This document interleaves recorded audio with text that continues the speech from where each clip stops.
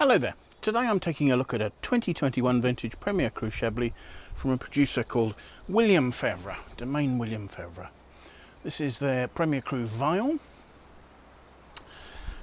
The Fevre family had lived in Chablis for about 250 years, but it was only in the late 1950s that the eponymous William Fevre creates his domain, builds it up, and then nearly 40 years later, in 1998, sells it to Domaines Henriot, the champagne company, also owners of the Burgundy Maisons, Bouchard, and they have a property in the United States, Beaux Frères.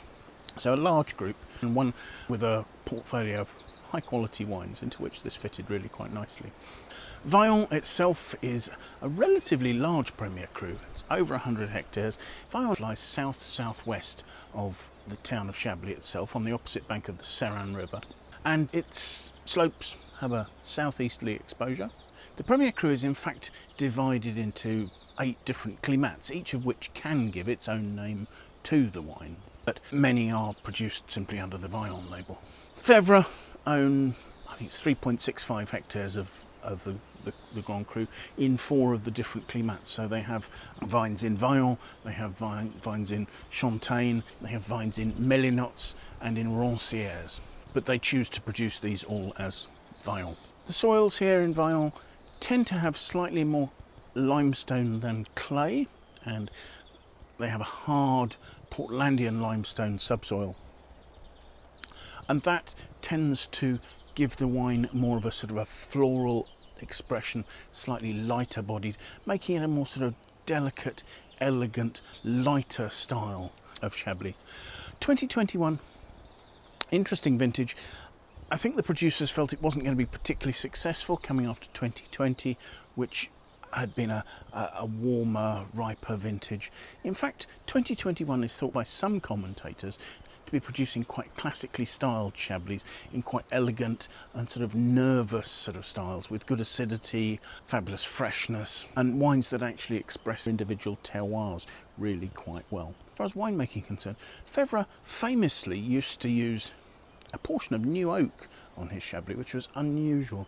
Today that's been toned back quite a bit. I think as a result of their close collaboration with a larger Burgundy producer means that they have the availability of second, third and fourth fill oak that hadn't been available previously. As far as winemaking is concerned, fruit here is entirely hand picked, very gently pressed in a pneumatic press, and has a very short period of settling, just to ensure that it's just finer lees that remain in the juice for fermentation. Fermentation goes on with ambient yeasts, thus it's beneficial to leave as much solids there to feed the yeasts as possible. Also, malolactic conversion takes place with natural bacteria. A large portion of fermentation goes on in oak, probably up to 50% for this wine. And as I say, this will be old oak. I think they say the average age is about 6 years, so there won't be much oak flavour, although it will influence the flavour of the wine due to the increased oxidation that it allows.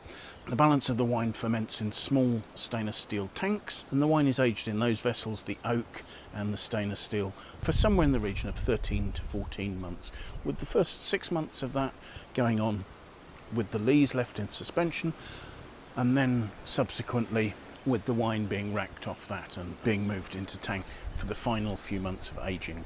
I think Fevre are quite an important producer in quality terms, because the majority of their holdings are in the Grand and Premier Crus.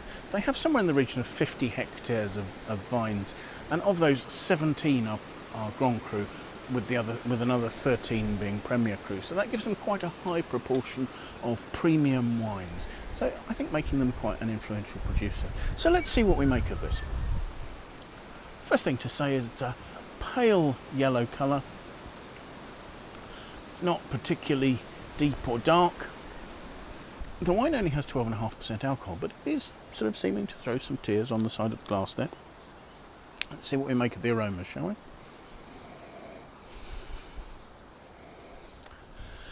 There's a really mineral nature to the aroma at first. You know, quite flinty, steely seemingly. And that gives way to a citric, maybe lime flower, citric floral notes. But yes, much more in that sort of line. There may be tiny touches of sort of creamy lees underneath the fruit, but it's mostly dominated by that sort of quite lemon grapefruit sort of note. Let's taste.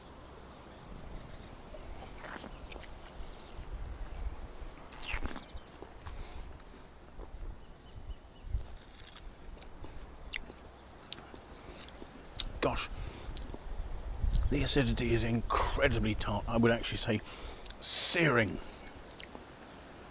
That probably really needs food to go with it, to be honest, certainly until such a time as the fruit's grown a little.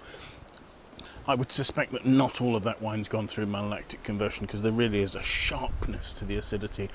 It's very precise and steely.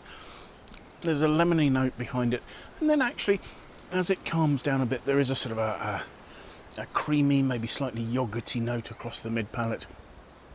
The wine's of mid-weight, but at the moment that acidity really is just sort of defining the attack of the wine. So I think it would make it a lovely pairing with seafood, langoustine, something like that, where it would cut through so well. Maybe serving it as an aperitif though, you'd have to like something really quite toothsome for that to work. The flavours are lasting quite well. There is a lemoniness that's continuing because of the good acidity, but it's quite a long, lean style. The fruit will need to open a little, and probably is a vintage, given its sort of nervosity, given the very present acidity, that would age really quite well. So I suspect putting this away in the cellar for 5 to 10 years is probably a good approach.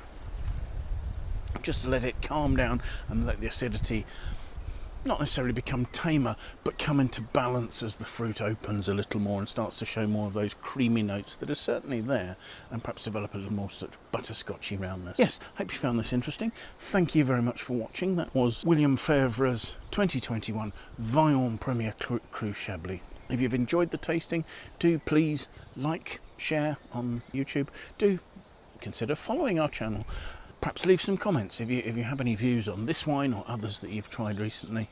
That would be great to hear. But most importantly, I do hope you'll manage to join us for another tasting on YouTube very soon. Bye for now.